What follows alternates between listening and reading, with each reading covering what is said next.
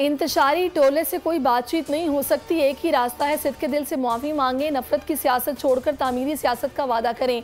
पाक फौज का वाज़ेह पैगाम, डीजी ISPR ने कहा फौज पाकिस्तान को उलझाना किसी के हक़ में नहीं, बातचीत सियासी जमातों को आपस में करनी चाहिए, फौज से नहीं। 9 मई करने और करवाने वालों को कानून के मुताबिक सज़ा देना पड़ेगी। जिम्मेदारों को सज़ा ना दी गई तो मुल्क में किसी की जानो माल महफूज नहीं रहेगी।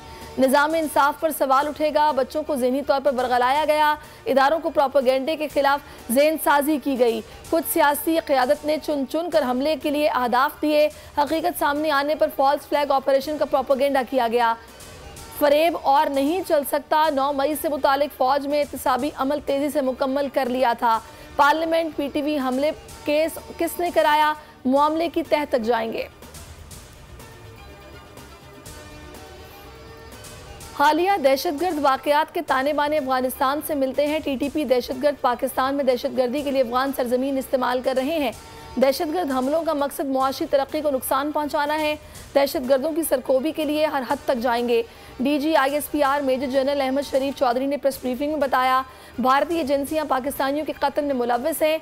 LOC पर मासूम शहरियों को निशाना बनाने पर भारतीय फौज को मुंह तोड़ जवाब दिया है और देते रहेंगे। लापता अफराद के मसले को बढ़ा चढ़ा कर पेश किया जाता है। तर्जुमान पाक फौज ने अमरीका को अड्डे देने की खबर को भी अफवाह करार दे दिया, कहा पाकिस्तान ने न किसी को अड्डे दिए न दिए जाएंगे।